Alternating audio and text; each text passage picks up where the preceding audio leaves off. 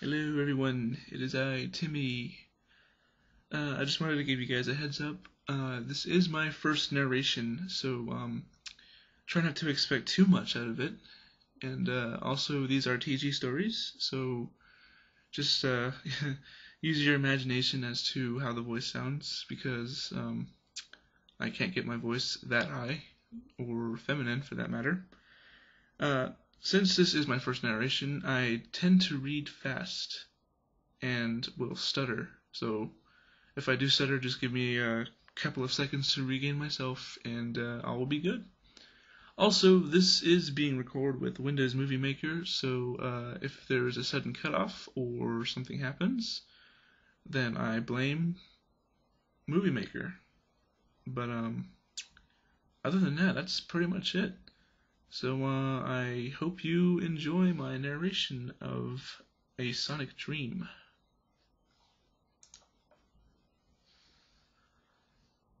Jimmy had a problem. Not physically, not mentally, but virtually. He had an unhealthy obsession over Sonic the Hedgehog.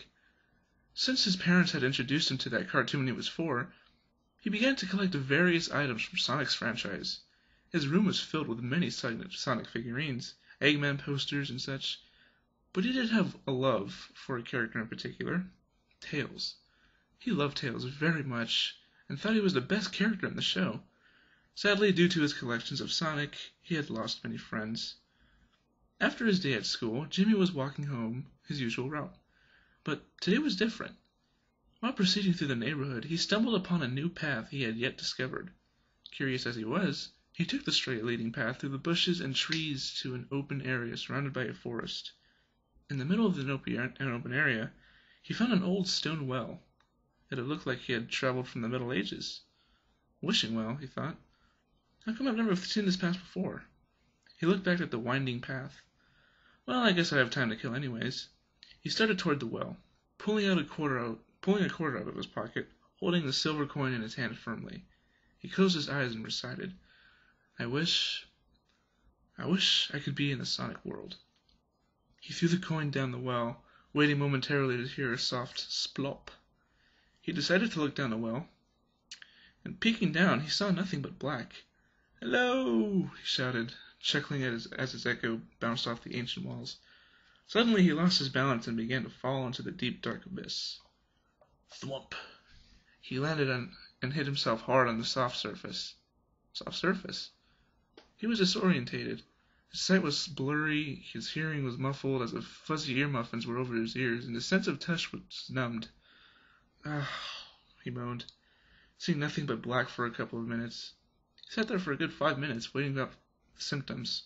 He finally noticed that he was back in the forest of which he just came from. What the... He looked around, trying to find the path he came from. Nothing. If I try to guess my way out, I'll get lost, he planned, going with his gut to go north. After about 30 seconds of walking through the trees, he found himself in an open field. Whoa, he whispered, breathtaking at the sight of a beautiful scenery. He jogged to a hill, trying to see if he could get a better sight. As he got to the hill, he felt tingly. Something in his brain told him that something was going to happen, but he ignored it and admired the baby blue skies. Why couldn't I see this path before? He repeated, still awestruck by the beauty. Just then he felt a sharp pain in his ears. Ow! He explained, grasping his ear. But what he held wasn't his ear. It didn't feel like his ear, but it was attached to his head. His ears were growing and curving, pointing at the tip. They had made fox ears. How was this interrupted again? He looked down at his hands, which were growing orange hair at an alarming rate. My gosh, what's going on here? He felt a warmth through his body as a fuzzy orange fur continued to spread along his body. He felt his hair melt into his head, noticing some of the hair in front of his eyes. His cheeks then sprouted white tufts of hair as the last of the orange reached his feet. He looked down, finding that his shoes were once there were replaced by white and red shoes that he only knew was Tails.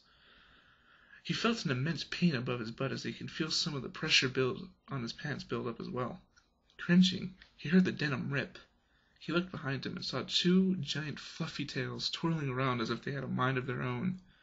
His hands felt warmer. He didn't know why until he looked at his hands. White gloves had mysteriously appeared on his hands. He didn't know where they came from, but he didn't care. His eyes turned blue as well, as his nose was turning black.